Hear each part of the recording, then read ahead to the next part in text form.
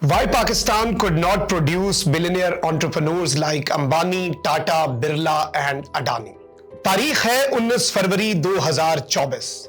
Indian अखबारों में एक हेडलाइन लगी कि टाटा ग्रुप की मजमूई दौलत पाकिस्तान के जीडीपी से ज्यादा हो चुकी है।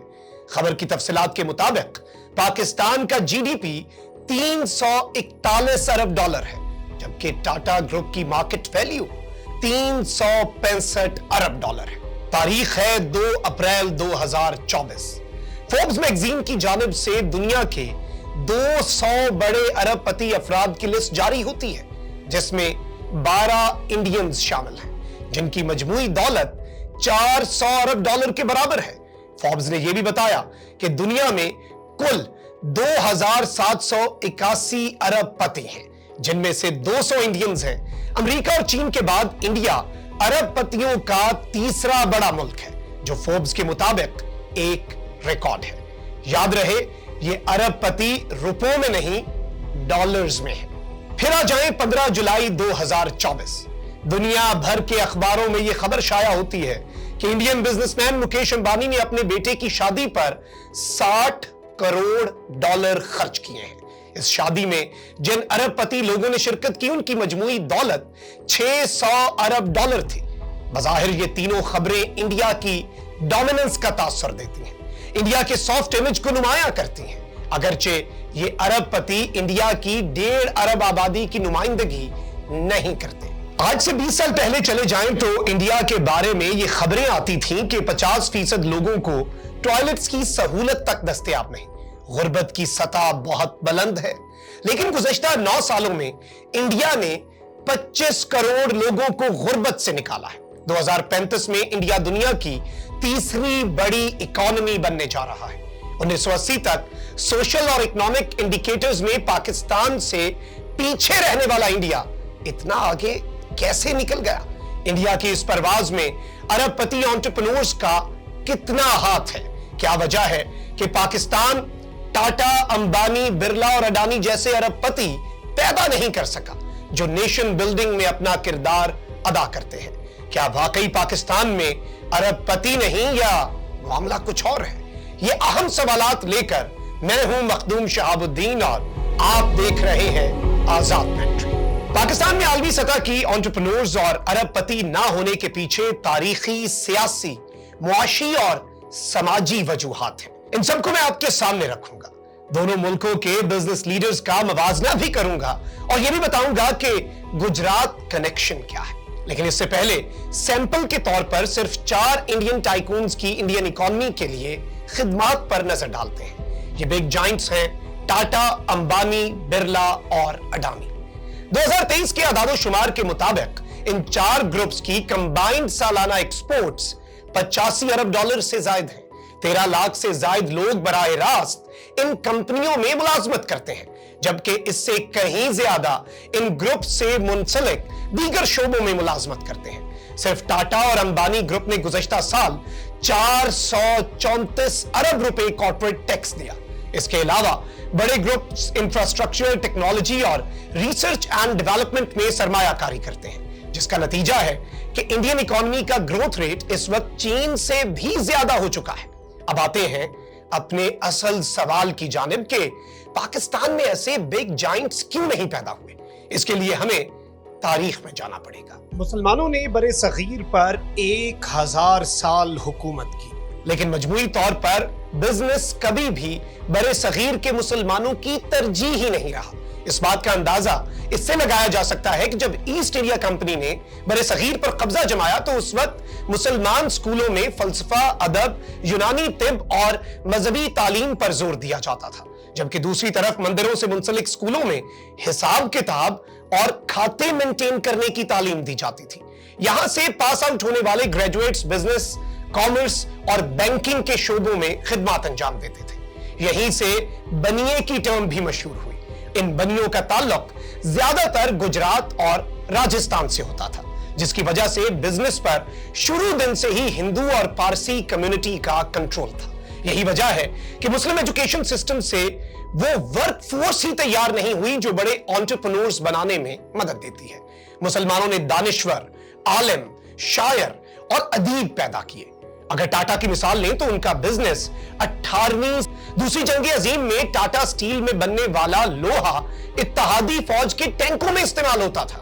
1932 میں ٹاٹا نے انڈیا کی پہلی ایئر لائن کی بنیاد رکھی جو بعد میں ایئر انڈیا بنی۔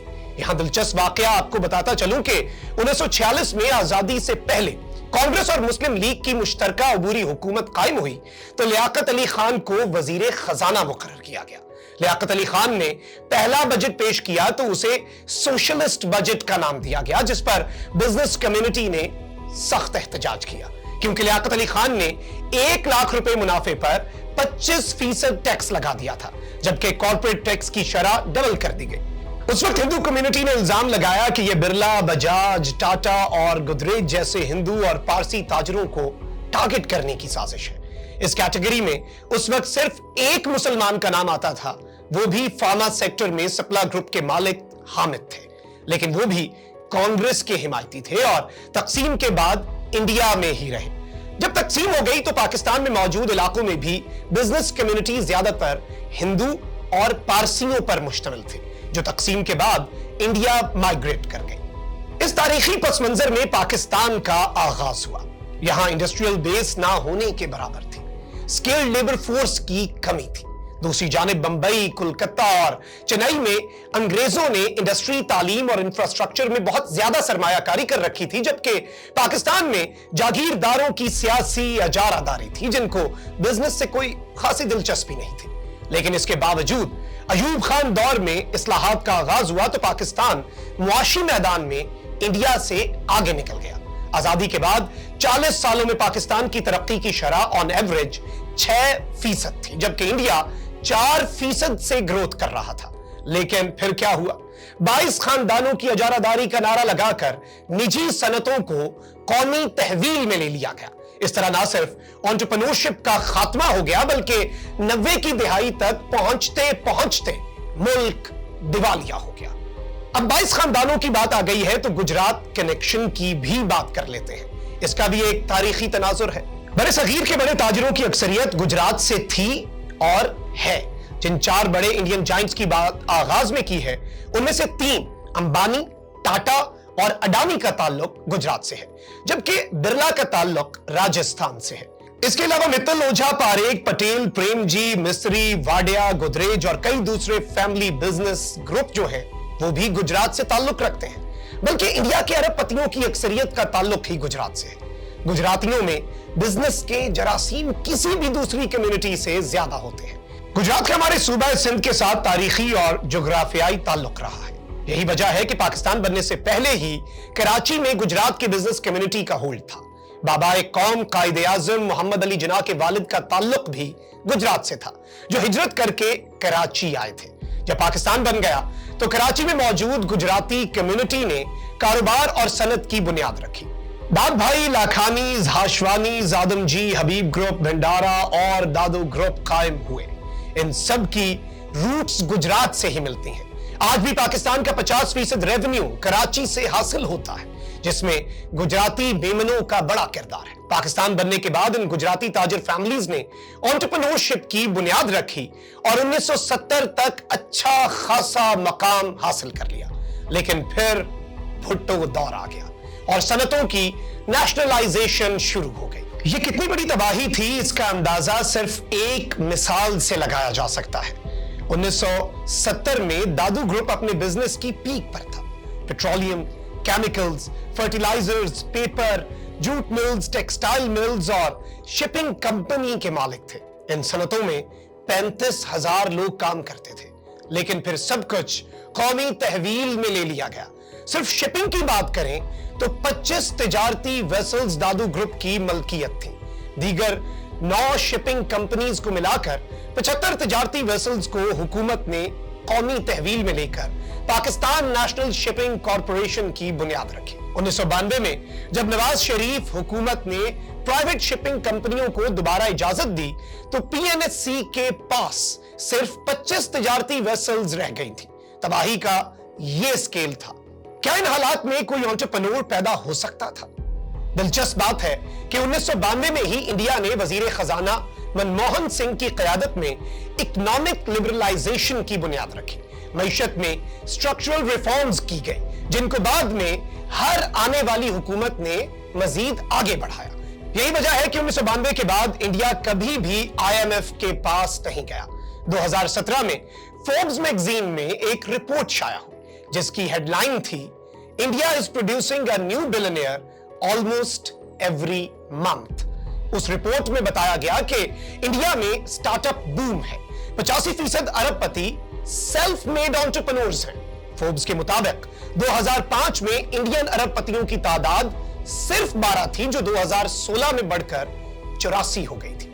आज की तारीख में यह तादाद बढ़कर 200 हो चुकी है। दूसरी तरफ 92 के बाद पाकिस्तान में क्या हुआ सबके सामने है। एक के बाद एक IMF प्रोग्राम, हुकूमतों की कबल अज वक्त तब्दीली, सियासी अदम इस्तेहकाम, दहशतगर्दी और पॉलिसीज का अदम तसलसल, नतीजतन सनत और बिजनेस तबाह होकर रह गए। 2010 में मियां मंशा का नाम फोर्ब्स की बिलियनियर लिस्ट में 937वें नंबर पर था, लेकिन फिर वो इस लिस्ट में दोबारा नहीं आए। हालांकि बिगर ब्राइटर पाकिस्तान की 2023 की रैंकिंग के मुताबिक उनकी दौलत $3.7 अरब है।